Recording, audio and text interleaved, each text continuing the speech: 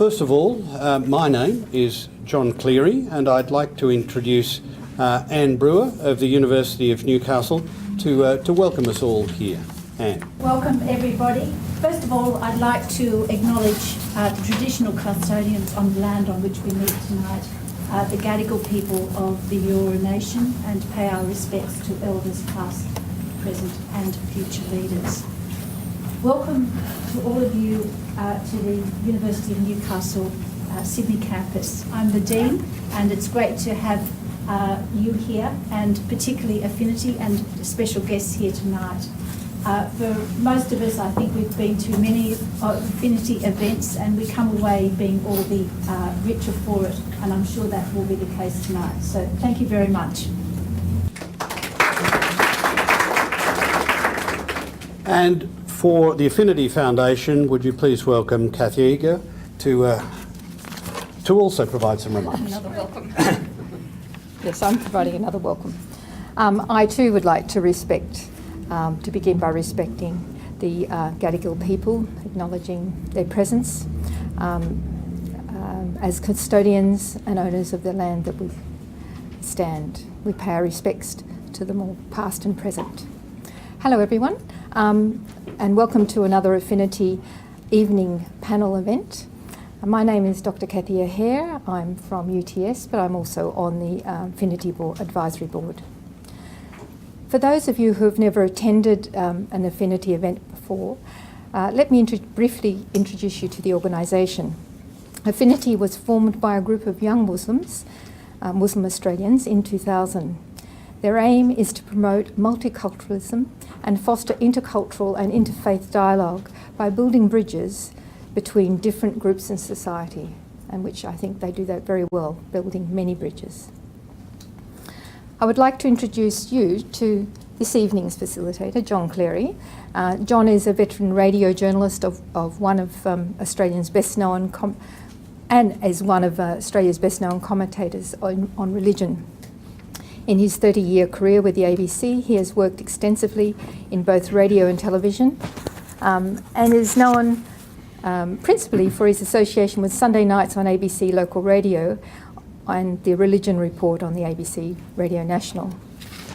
John began his career in Perth when he was one of the original Compass team on ABC TV and co-presenter of the philosophy program Meridian on Radio National in the 1990s. For several years, John also appeared in a regular slot on the ABC Youth Network Triple J. His 1992 book on the Salvation Army in Australia was awarded the Christian Book of the Year. John is in high demand as a conference moderator. Please join me in welcoming John to the rostrum. Thanks, Kathy.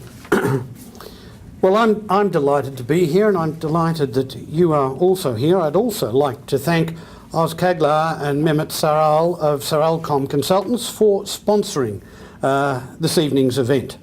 Now let me introduce this evening's panellist. Professor Sophia Pandya.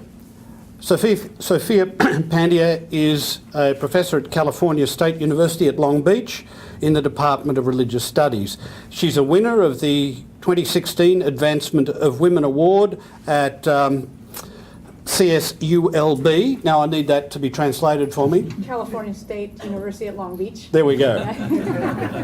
From the President's Commission on the Status of Women, she also received her BA from University of California at Berkeley in the Near Eastern Studies, Arabic area, and her MA and PhD from University of California, Santa Barbara in Religious Studies. She's a Fulbright scholar. She specialises in women and Islam, and more broadly in contemporary movements within Islam.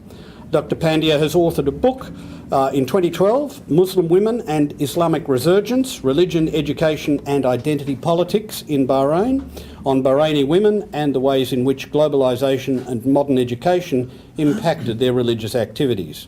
Having carried out research in Turkey on several occasions, she's also the co-editor of a second published volume in 2012, The Gulen Hizmet Movement and Its Transnational Activities, Case Studies in Charitable Activism. Dr. Pandya has also published articles about the Hizmet movement and its relationship to the Kurdish community. She's travelled to Ethiopia 3 times as a fellow of the American Institute for Yemeni Studies to study Yemenis living in diaspora in Ethiopia.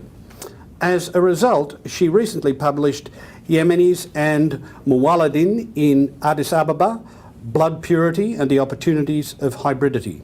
Another forthcoming article analyses the gender dimensions of the Yemen Spring and the subsequent 2015 to the present war in Yemen, with a focus on the role of religious groups. Her interests have also included religious change in Yemen among both the younger and older generations of women and the ways in which they negotiate conflicting religious discourses. One of her publications, Religious Change Among Yemeni Women, The New Popularity of Ahmed Khaled, looks at younger, educated Yemeni women and their preference of an Egyptian televangelist over their mother's religious practices. Dr. Pandya is frequently invited to speak at the local, national and international level. And I'm sure after that description you think, hang on, has we got a week to talk to this person? Well, let me introduce our second guest. Emeritus Professor Paul Weller of the University of Derby. He's Professor in the Centre for Trust, Peace and Social Relations at Coventry University also, and Research Fellow in Religion and Society at Regent's College at the University of Oxford. Let me tell you a little bit about Paul. From 2010 to 2012, he was partially seconded to head up the National Arts and Humanities and Economic and Social Research Council Religion and Society research program on religion and belief, discrimination and equality in England and Wales, theory, policy and practice. And finally, this evening, but by far not the least, perhaps the best known to most of us around here, the Reverend Tim Costello. Tim's a member of the Baptist Church. Up until recently, he was known around Australia as the Chief Advocate for World Vision, which position he still carries. But he was for 13 years until October 2016 Chief Executive of World Vision Australia. In his current role as Chief Advocate, Tim continues to place the challenges of global poverty on the national agenda. Concurrently, for 2018, Tim will act as the Executive Director of MICA Australia, another movement oriented towards activism and world issues. In earlier roles, Tim was National President of the Baptist Union of Australia. He was Mayor of St Kilda. He's been a Baptist Minister at St Kilda Baptist and at Collins Street Baptist in Melbourne, as well as Executive Director of Urban Seed, a inner city mission concerned with poverty and homelessness. In these roles, he spearheaded public debate on problem gambling, urban poverty, homelessness, reconciliation and substance abuse. In 2006, Tim was named Victoria's Australian of the Year. In June 2005, he was made an Officer of the Order of Australia. In 2004, he was named Victorian of the Year, and in 1997 was named as one of Australia's 100 National Living Treasures. And he is not burdened yet. It's a great pleasure to welcome such a distinguished panel. Are we not privileged to have a discussion about religion in the world today? Now, lest you think that topic is a tad broad, just a tad, let me offer a couple of quotes, not from my observations. I want to go back to probably the man who made history popular for millions across the United States and England and even in Australia in the 1950s, a historian called Will Durant. He and his wife Ariel, over 40 years, published a 10-volume history of civilization, which for many families, it sat up there next to the Encyclopaedia Britannica. You know, if you graduated from having the box set of Britannica to getting, oh, well, we've got Will Durant's History of Civilization, don't you know? He's faded somewhat in the years since, but he was I think his remarkable popularity was due to his ability to put together some fairly concise aphorisms about the way he saw things going. So let me give you a couple of those from the society that we are now part of, but emerged really out of the 1950s, 60s, that post-war society. And back in the 1950s, he offered this observation: the greatest question of our time is not communism versus individualism, or Europe versus America, or even East versus West. It is whether humanity can live without God. Now, Durant was not a Christian, he was not professing religious, he was coming at it from the perspective of a historian interested in anthropology and sociology.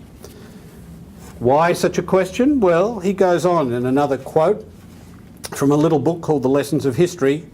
There is no significant example before our time of a society successfully maintaining its moral life without the aid of religion. Those questions still nag at us. What is the role of religion?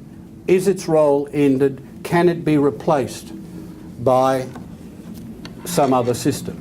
Look, it's a question that goes back in the Western tradition to Immanuel Kant, but it's still a lively one today. That's the question to which we will turn.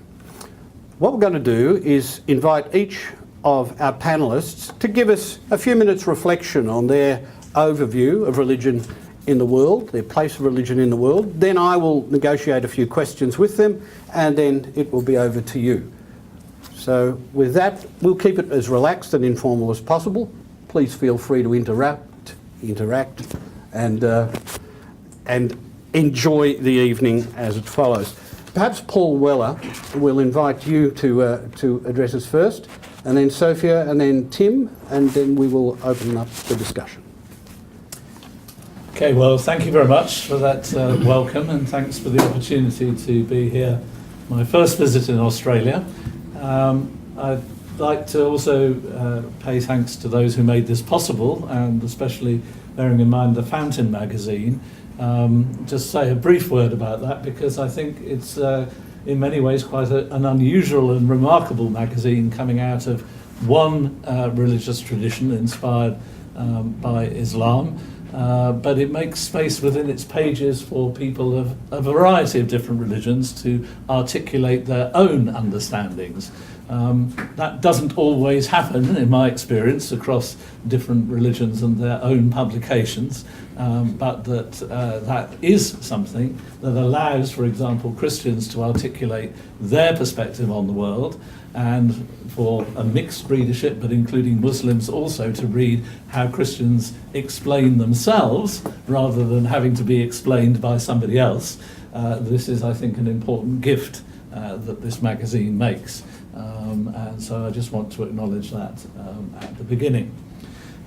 Secondly, in order to, as they say, so that you know where I'm coming from, so to speak, to be transparent, I should say something briefly about myself in terms of my professional work in the study of religion, which is in the non-confessional study of religion, in religious studies, and for many years involved as a professor of interreligious relations in particular.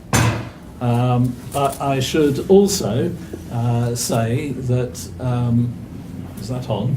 Yes. I should also say that I am myself a person who seeks to follow in the way of Jesus of Nazareth, peace be upon him, and that I do so within the Baptist tradition of Christianity, though by marriage and family also connected with the Catholic Christian tradition.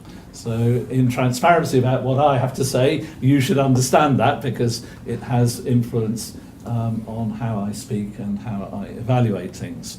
So that by way of preliminary, to go to our main topic in terms of religion in the modern world.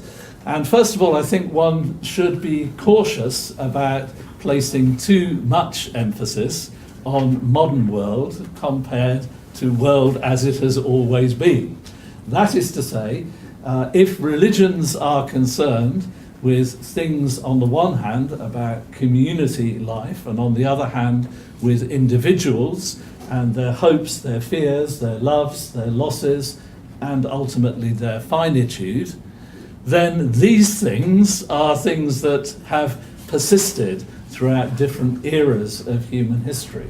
And so when we speak about religion and modern world or modernity, there are characteristics that we need to return to and reflect on carefully, but we shouldn't make a complete break in thinking about these things by setting aside the rest of human history, as if there's something totally different about the modern world than the world as it has been, the world in which religions first, as we know them today, in terms of world religious traditions at least, came into being.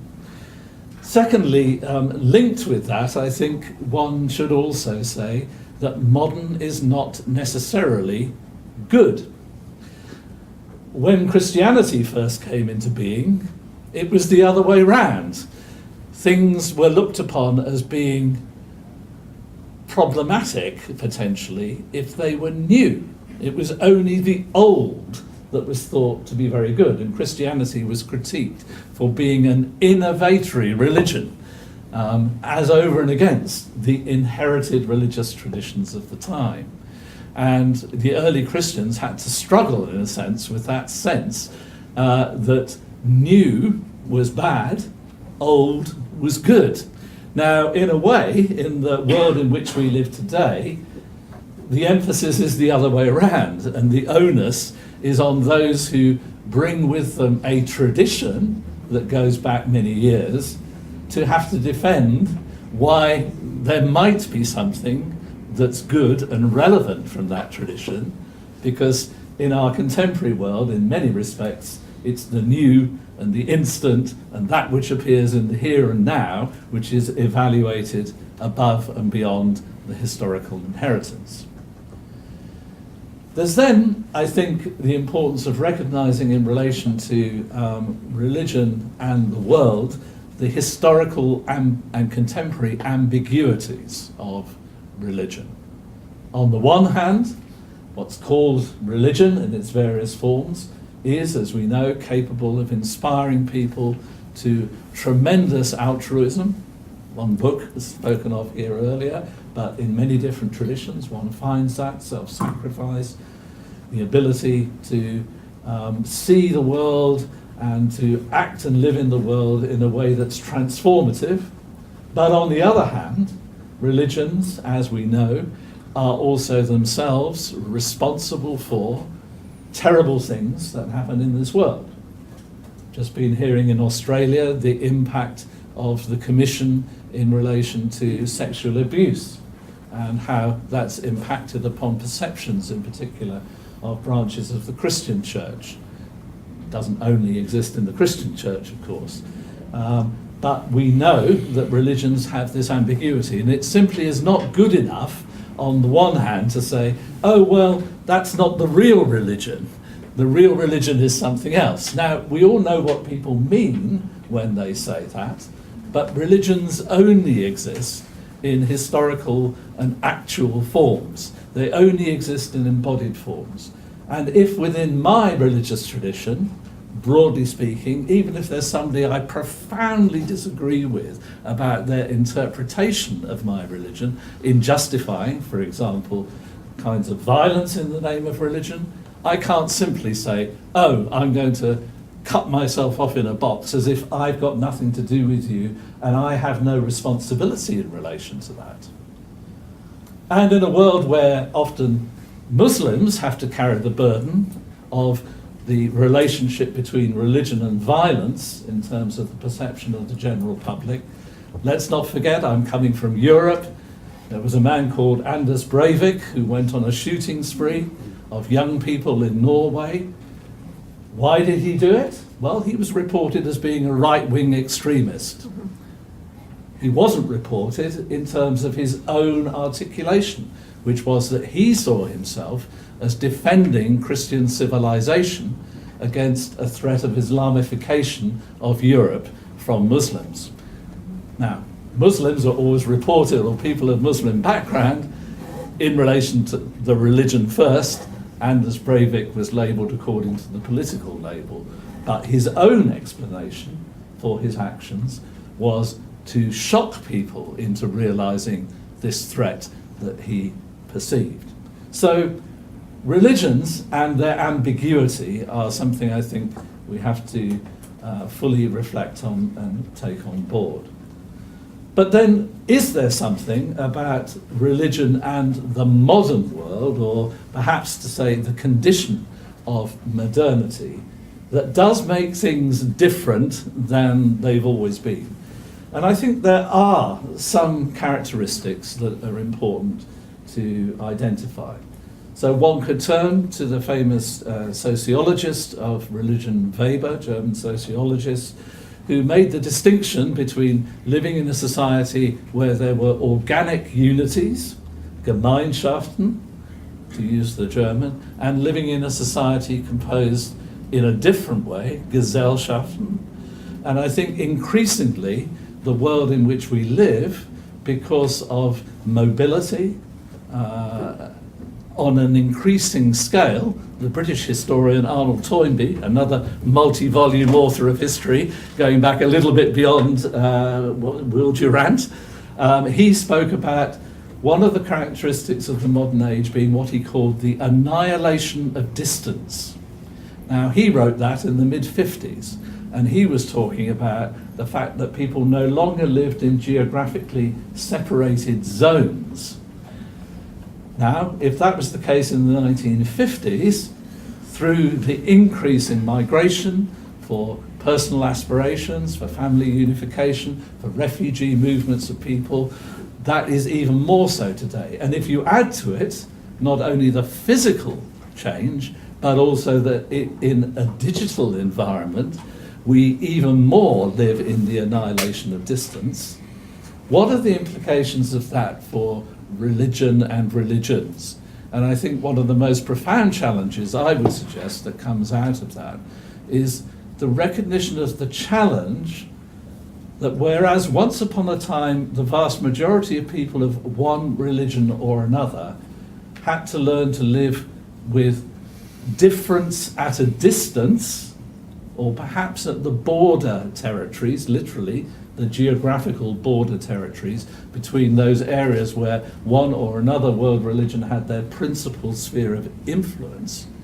Now, the contemporary challenge is how do religions, with integrity, live with difference in proximity, not in distance, because the annihilation of distance has taken place.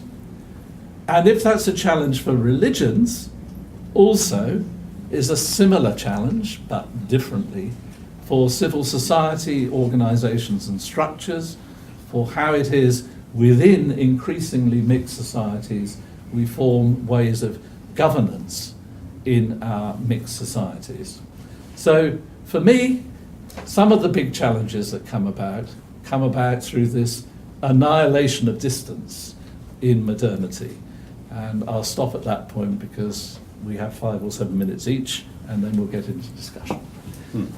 Thank you, Professor Paul Weller. Sophia Pandya. All right, I'd like to begin by thanking the Affinity Foundation and Ahmed Polat, also Dean Ann Brewer of the University of Newcastle, and yourself, John Cleary, and then Hakan Yeshilova, who's the editor of the Fountain magazine. It really is a wonderful magazine. In fact, I published a little article in that one right there, yeah.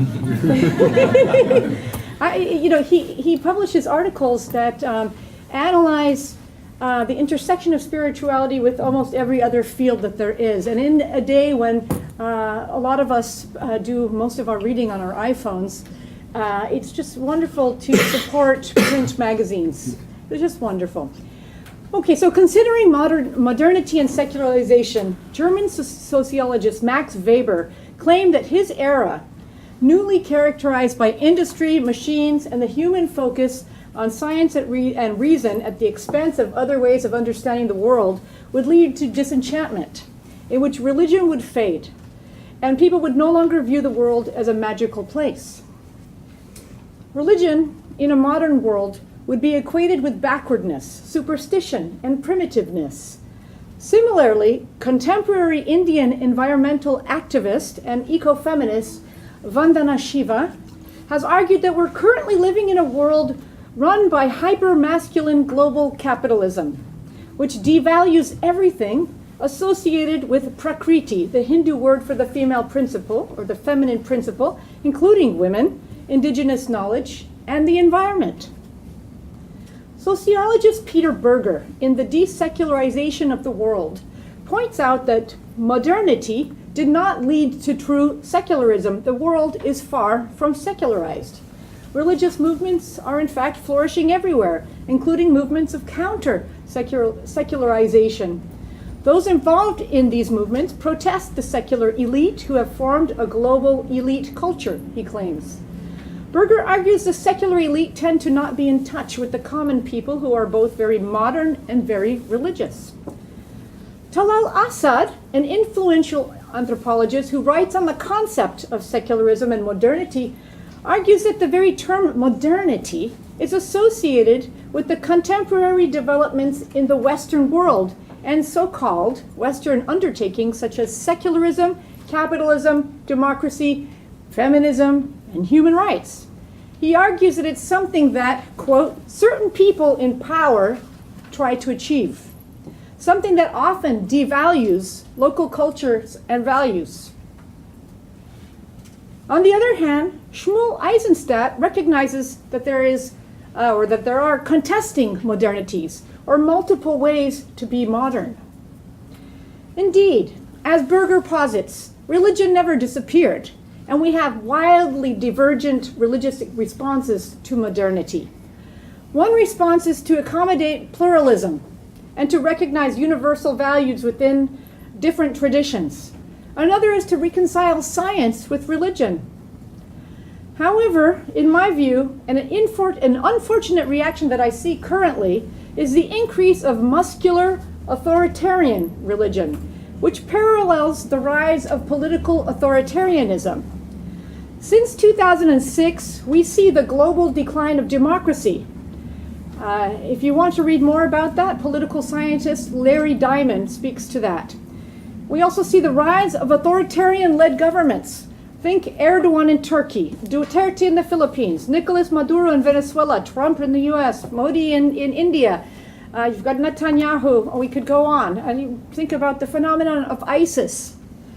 Considering the link between hypermasculinity, authoritarianism, and religion, sociologist Mark Juergensmeyer argues that emasculated men ritualize and sacralize their aggression to restore honor. Hypermasculinity may be understood as a response to the emasculation of colonialism and volatile political realities. Juergensmeyer posits extreme forms of warrior masculinity or macho religiosity as being embedded in religiously fueled narratives of honor, and behaviors also intended to restore honor and control in a world gone awry. Indeed, there's a growing trend for politicians to resort to hegemonic masculinity to justify their authority. In this paradigm, the nation is represented through a nationalist macho father figure who's also a religious leader, head of the nation, as well as the pious transmitter of ideal masculinity. Following his tenure as Istanbul mayor, now Turkish president/dictator Erdogan was then imprisoned for inciting hatred based on religious differences after he gave a speech in 1998 in which he read Ziya Gülkap's poem. His verses, passionately rendered by Erdogan, quote, "Our minarets are our bayonets, our domes are our helmets, our mosques are our barracks," strongly imbue Islamic symbols with militant masculinity. In conclusion, in today's world of contesting ways to be modern, pluralistic visions of religion are under threat. Political conflict and the rising gap between the rich and the poor create angry, wounded people who feel undervalued, dishonored, disempowered, and emasculated, a toxic cocktail that inevitably leads to violence. The rise of aggressive, hyper-masculine religion mirrored in politics and even in global capitalism devalues the feminine or otherwise different. In religion, destroying the sacred mother of all of our traditions. Instead, we get bigotry couched as exclusivism and particularism. Extremist movements often offer a clear and fixed vision of reality. Problems and solutions that resonate with potential recruits, even if these are bigoted or myopic. Thus, recruiters are able to convince confused, alienated, vulnerable youth who seek meaning that their fast food, Mick ideology offers quick but violent solutions. My concern is that solutions to world problems are actually found in the rich complexities of our traditions, which speak to the interconnectivity and interdependency of all beings, and of the value of protecting and serving others, values that are currently under attack. Thank you.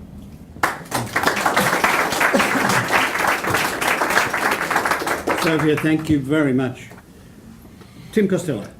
So, I think I just should say I agree with both of them. And that was very impressive. We've got a lot to unpack. My reflections are not nearly as deep, but they come out of my experience heading a Christian humanitarian and development organisation, World Vision, the largest in the world, 45,000 staff in 100 countries. And why faith is so profoundly important for our development and humanitarian work. And I think Duran's question was, can humanity or humanity survive without God? Yes. Yeah. Our question in World Vision is, can you do development without God? Can you actually understand what the whole purpose of your work with those who are in fragile states, vulnerable, be possible without God? And it's a big journey for World Vision. I often say World Vision now is the United Nations that married the World Council of Churches. There are so many different ethnic groups, so many different religious traditions, and it's more than the World Council of Churches. We have 7,000 Muslim staff, and we have Hindu and Buddhist staff, so you actually have this extraordinary commitment at base level to saying, but faith, religion, religious resources are fundamental for beating poverty. That's really our proposition. It stands over and against many secular development agencies that are really great agencies, so who have a view that religion and faith by definition are biased and maybe bigoted, and secular is objective and unbigoted. It's quite interesting in many countries we work, even Muslim countries, so we're in Iraq and Afghanistan, teaching imams as a Christian organisation in Afghanistan to read the Quran, particularly those verses that protect women and children. And when they're criticised, why would you let a Christian agency in and talk to imams about it? They'll say, Allah sent a Christian agency to us. Quite an extraordinary statement, but it comes from this sense that secular doesn't make sense. People in religious contexts will say secular. How do you name a child if you're secular? How do you have a wedding if you're secular? How do you have a culture if you're secular? Now, there can be a big discussion around how you can have a culture even when you're secular.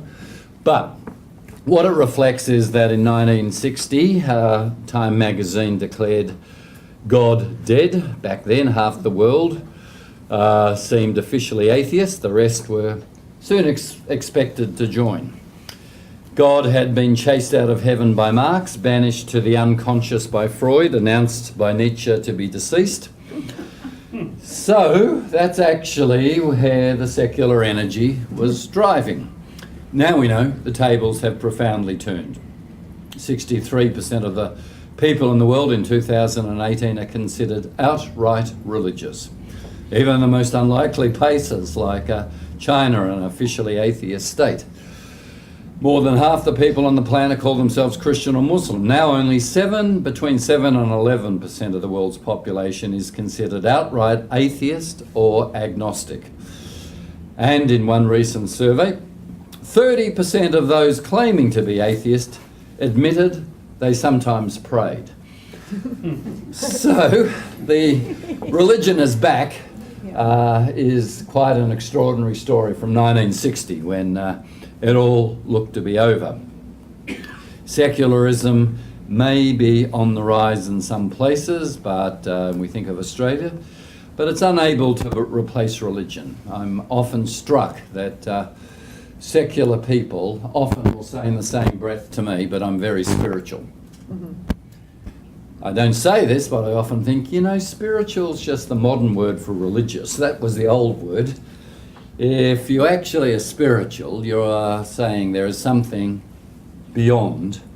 To put it in a very simple way, my faith as a Baptist minister, great to be with a fellow Baptist, he must be all right.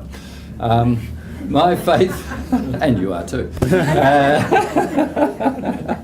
My faith says, rather than a secular worldview, I came from nothing and I die into nothing. I came from something and I die into something. Or I came from someone and I die into someone. Now, can't prove either position, but that's a leaning that I have. Well, we know of the extraordinary growth of religion, and in the last 25 years, secular people are often blown away by it. Of course, it's changed its face. A century ago, the average Christian was a white middle-class Western male around the age of 48. Today, the average Christian in the world is an African or Latin American woman in her early 20s, very poor by Western standards. World Christianity has a new address. It's fast becoming a mostly non-Western, non-wealthy, non-white faith. Pretty much what Christianity was at the very beginning. So we're seeing those cycles. Religiosity is not static. It might surge in one part of the world, decline in another. Nations as varied as Iran, India, Israel, Algeria and Turkey have either had their secular governments replaced by religious ones or have seen in those governments highly religious nationalist movements. So the question that I'm sure we'll get to is, what does this all mean? Is it good? Is it bad? Is it a mixed scorecard? I agree, and I love Rabbi Jonathan Sacks's work. He's written, religion gives us a feeling of participating in something vast and consequential. I feel that.